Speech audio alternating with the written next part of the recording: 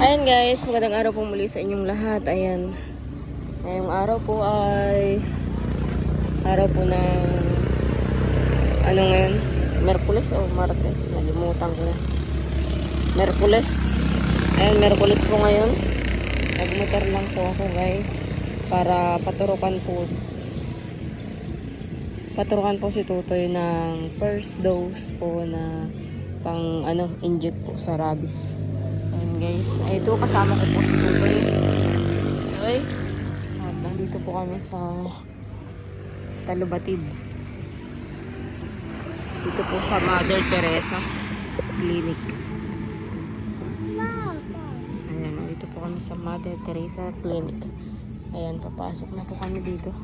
Oh, halika na. Halika na. Halika. Halika.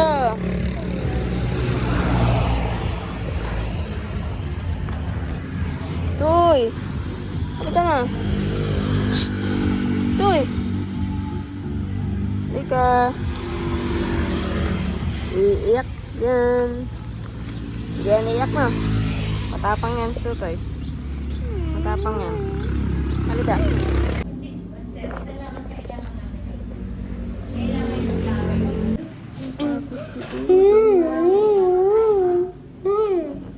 Si Tutoy. Wala man yun.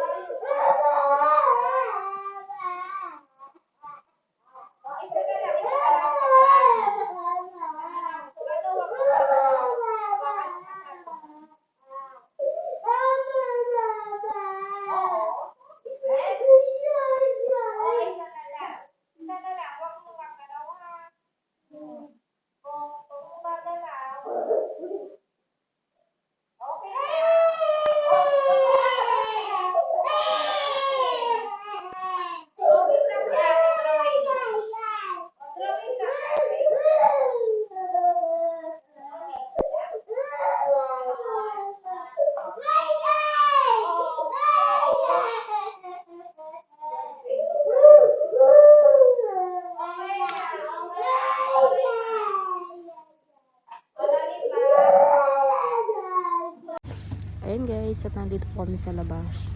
Kumain lang po kami saglit doon sa tindahan. At tanghali nga po, tanghali na. Pinagpahinga muna po si Tutoy ng 30 minutes. Tinurukan po siya dito sa braso. Ayan. Hindi pa po tapos ang turo kay Tutoy. Tuturukan pa po dito sa ulo kung saan may sugat.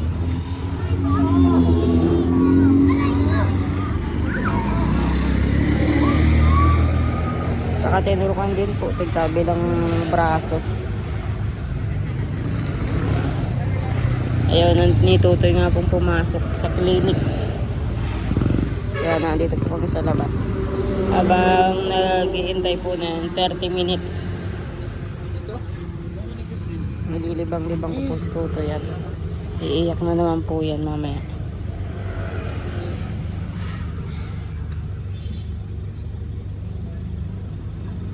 Masakit, Tutoy? Masakit? Ha?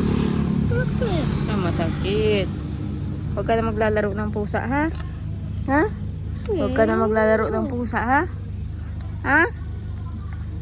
Bawal lang maglaro ng pusa.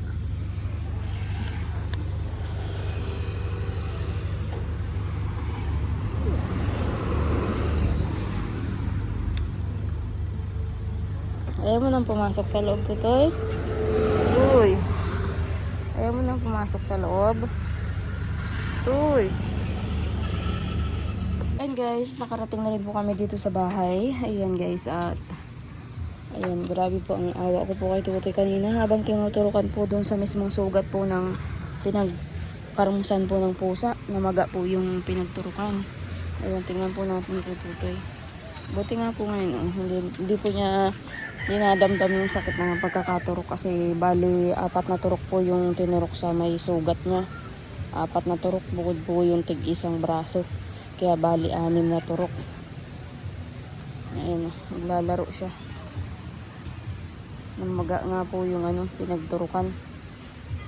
Pero sabi po nung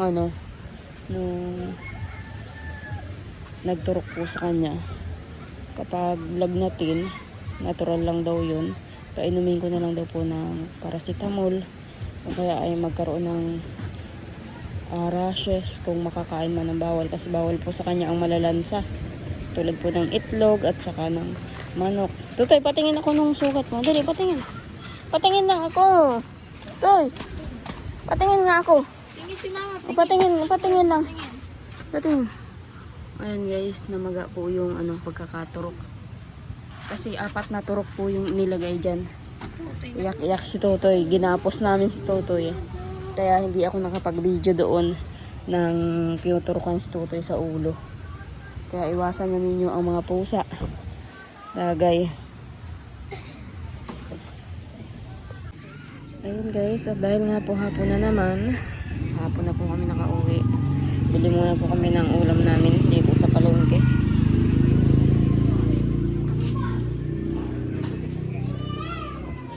Wala ka nang bibilin, gagawin tayo na.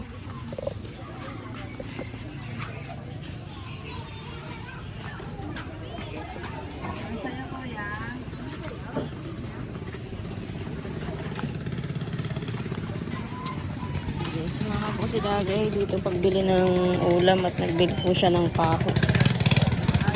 Nandiyan may dito, sabit mo. Nalusak pa.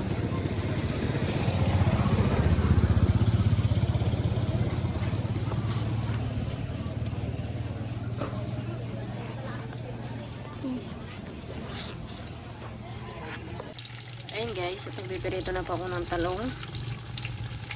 Ayan, sausaw po namin sa tuyo. Ito. Ayan guys, ang mahal po pala ng pagpapa-inject ng sa rabies po ng pusa. Ang mahal po guys, 3,800 po ang pagpapa-inject first dose. At sobrang dami naman pong itinuro kay Tutoy. 4 po sa ulo at 2 po sa tigkabilang balikat. Kaya wala pa po doon yung second dose. Pinababalik po kami sa February 14. Tapos sa February 18. Ayun guys, pagbalik daw po ito dalahin tong na to. Itong card na to. Babalik po ng February 14, February 18 at tapos March 11 na ang sunod. Ang 4th dose. Pang 4 na turok. Kala ko nga po ay hanggang 3rd dose lang. May pang-apat po pala. Ayan guys.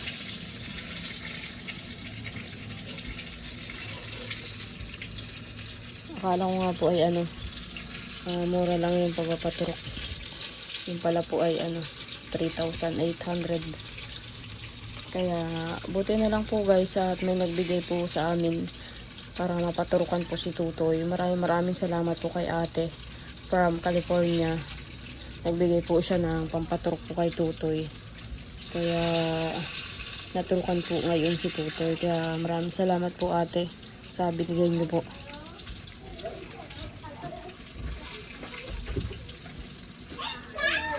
Buti na lang po at pinasobrahan nga po ni ate ng bigay. Kasi akala ko ay 700 o 1,000 lang ang pagpapainject. Yung pala po ay abuti ng 3,800. Kaya nagpapasalamat po kay ate na sa nagbigay. At yung pera po ay hindi po kami kinapos. Tapos inabot po kami ng tanghali na. Siyempre doon rin po kami nagkain. Hindi na nga po ako nakapag-video kasi nga po alam niyo po nakamotor lang po ako. At bali lang din po. Saka si Totoy po ay nagwawala doon habang tinuturukan. Kaya wala po sa video din. Ayun, natubod na po yung aking niluluto. Tingnan po maayos po ang pakiramdam ni Tutoy. Hindi pa nilalagnat. Sabi po nung nagturo, kapag nilagnat, painumin lang daw po ng paracetamol na lang. Kasi natural lang daw yun.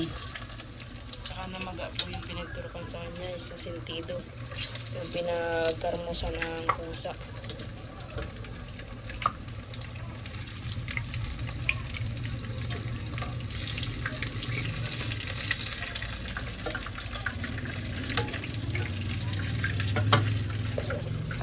Kaya nga po, sana po makabalik po kami sa February 14.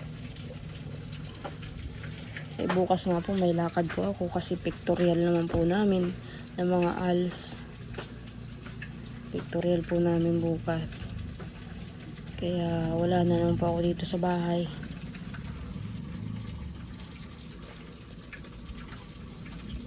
And guys, dahil nga po bawal po kay Tutoy yung malalansa, kaya nilulutuan ko na lang po ng hotdog sa kaserona. Yan. At syempre ito, sa amin ni Kurahaw, ni Dagay, ang talong. Saka bigyan ko din po si Ate Jen ito. Hotdog at wala din pong ulam sila nanay. Kung meron lang nga po dito sa Kapalungga na na injectan po ng rabies, dito na lang po kami papa-inject. Kaso sabi nga po doon sa medical dito po sa amin sa ospital ay antayin ko daw yung pag-post nila sa Facebook ay kailan pa po yun. Kaya naisipan ko po na magpa-schedule po doon sa sa pinuntahan nga po namin sa Talubatib. Ito na nga po yun. Ayan, ito guys. So, ayan, sa Labo Camarines Norte po kami nagpunta.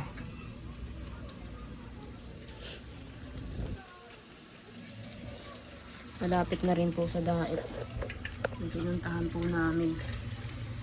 Kaya mahababang biyahe din po. Kaya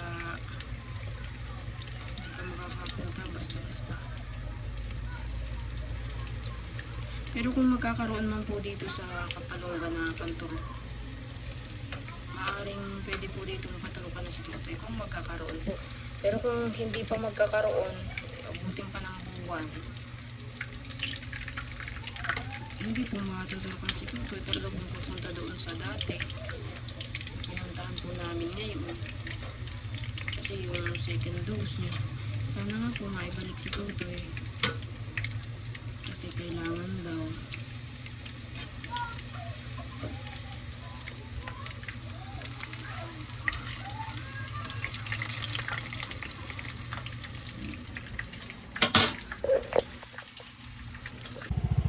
Ayan guys, ngayon po ay gabi na. Hatid ko lang po si Ate Jen. Ayan, ito sa likod ko. Si Ate Jen. Hatid ko lang po doon sa kanila. gabi na po. At si nanay po ay walang kasama doon sa bahay nila. At si papa nga po ay kasama ni Jason. Kaya lang minsan po pag hating gabi ay ano po na uwi si papa. At hindi nga po nakakatulog doon sa kabilang bahay. And guys, hatid ko na muna po si Ate Jen. At pag uwi ko ay kakain na po kami ng mga bata. At nakapagluto naman na po ako ng ulam namin. Ayan guys. Nandito po ako kay Dagay. Ayan. Tulog na agad po si Dagay. 7:20 pa lang po ng gabi. Tulog na agad po. Nakainom naman na po siya ng gamot. Saka nakakain na. Yung mga bata po nandun sa labas naglalaro sa balkon. And guys, isa din po sa inaalala ko si Dagay. Kasi nasakit daw po yung balakang niya pag naupo. Kaya wala pa rin pong pagbabago, ganun pa rin po. May nagsabi nga po sa akin na pa-steam bath ko daw po si Dagay. Katulad po nung dinadala ni Kalinga Prab nung nakaraan na nilulublog po sa mga nilagang dahon. Kaso dito po sa amin wala nang ganyan. At saka yung pinapagamutan dati ni Kalinga Prab noon na nilulublob sa drum. Hindi ko po alam pati po yun. Kung saan lugar yun. Malayo po dito sa amin yun. Si Dagay po, pina-steam bath noon ni Commander ni Marcos.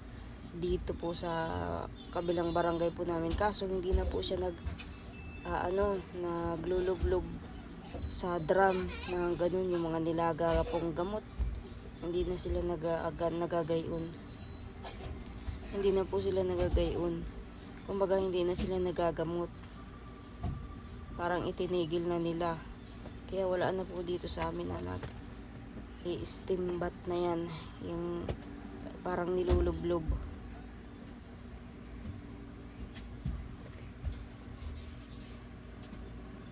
Kasi kanina po pagdating ko, galing nga po kaming tutoy, nagpaturok. Sabi sa akin ni Dagay, sakit daw po yung may puwitan niya sa balakang pag naupo. Kaya gusto niya mahiga. Tapos yung tuhod niya, ganun pa rin, dati pa rin. Kaya ang lakad niya, paingka-ingka. Kaya isa pa rin pong inaalala ko ay si Dagay. Hindi ko na po alam kung anong gagawin kung paraan dito.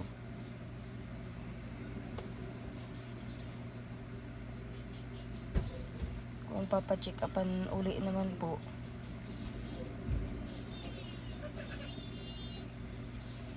baka itaboy na naman na yun sa pero nagpa-blood team na po ito si Dagay ay normal naman po. Yung x-ray naman yan normal din. Kung sasabihin po natin ay kulang sa exercise si Dagay. Pero noon po si Dagay, nung hindi pa nasakit yung paa niya, sagana po yan sa lakad. Kahit hindi ko nga po hinahatid, kahit hindi namin hinahatid si Dagay. Lagi po sila naglalakad ni nanay. Dito lang nga po may nararamdaman at saka natahimik dito sa bahay. Pero naglalakad-lakad naman po siya dito sa loob ng bahay. Saka nalabas-labas din. Pero hindi gaya ng dati na nalakad ng malayo papunta doon kala nanay sa bahay ni nanay, doon sa malaking bahay. Ngayon hindi na niya nagagawa yun kasi nasakit na yung paa niya. Kaya guys, at dahil gabi na, doon po sa labas yung mga bata naglalaro, kaya dito pa ako sa loob. And maraming salamat po pala kay ate na nagbigay po ng pang-inject po kay Tutoy. Saka at naturukan po si Tutoy, kaya maraming salamat. At syempre sa lahat din po ng viewers na patuloy po nanonood sa amin. Ayan, maraming salamat po sa inyong lahat. Sa lahat din po ng sponsor, maraming salamat po.